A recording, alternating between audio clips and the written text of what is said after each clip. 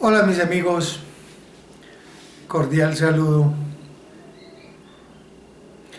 A raíz de la designación por parte de uno de los candidatos presidenciales a una indígena como fórmula de vicepresidencia, se ha armado el revuelo. Un porcentaje dice que bien, otro porcentaje dice que mal. En fin, de todo hay en la viña del Señor. Pero el hecho, el evento, nos invoca un tema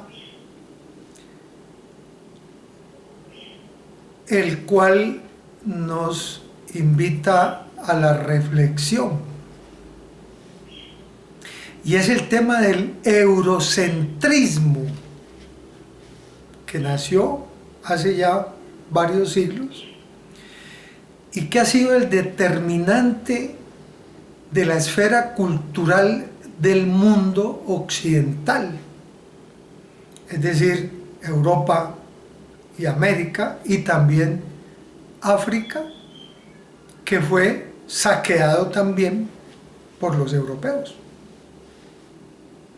El eurocentrismo ha determinado el pensamiento. El eurocentrismo nos ha definido la línea mental. En la epistemología, el eurocentrismo fue el que determinó qué era ciencia y qué no es ciencia. Claro, bajo la óptica del eurocentrismo, que tiene sus raíces en la antigüedad de Roma y Grecia, pero llegaron al punto de plantear que todo el pensamiento del sur de Europa era la civilización.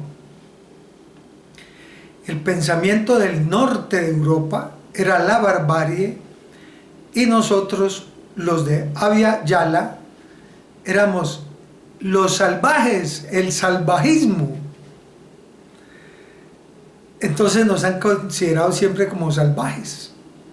Y el pensamiento, la sabiduría ancestral de los pueblos aborígenes de Abya Yala se considera como salvajismo, como inferior a todo lo que se deriva del eurocentrismo, que luego, desde finales del siglo XIX, fue complementado con el pensamiento norteamericano, pero no el de los indígenas norteamericanos, no, sino el de los colonizadores, los del oeste norteamericano, que también aportaron al pensamiento complementariamente al eurocentrismo. Entonces, la invasión que hizo España a Abya Yala impuso el pensamiento del eurocentrismo y catalogó el pensamiento de acá como salvaje.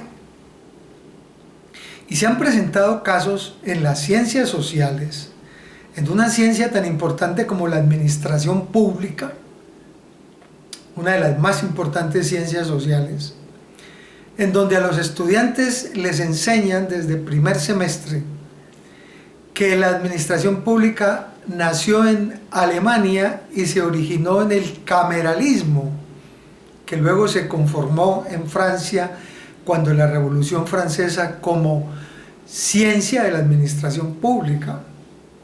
Pero cuando revisamos la historia y las crónicas encontramos que la verdadera y eficaz administración pública era la que hacían los aztecas, los mayas y principalmente los incas, que también fueron un imperio.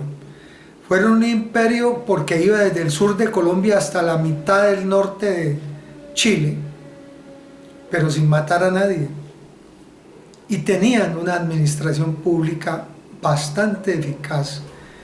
Si hoy la administración pública en Colombia se hiciera con los fundamentos de los aztecas, los mayas y los incas, y no con los fundamentos del eurocentrismo, complementado con el norteamericano, probablemente tendríamos otra administración pública.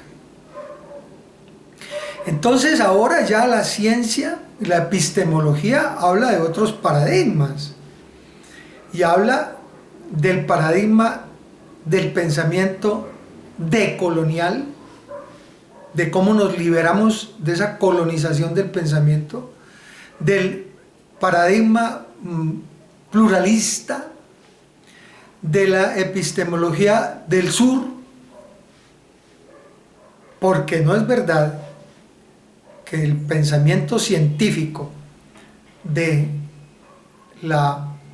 origen eurocentrista es el que tiene la verdad, ni para las ciencias sociales, pero tampoco para las ciencias naturales, que están todavía inexplotadas, que todavía son desconocidas por parte de esa ciencia que se inventó y se creó en el marco del paradigma del eurocentrismo.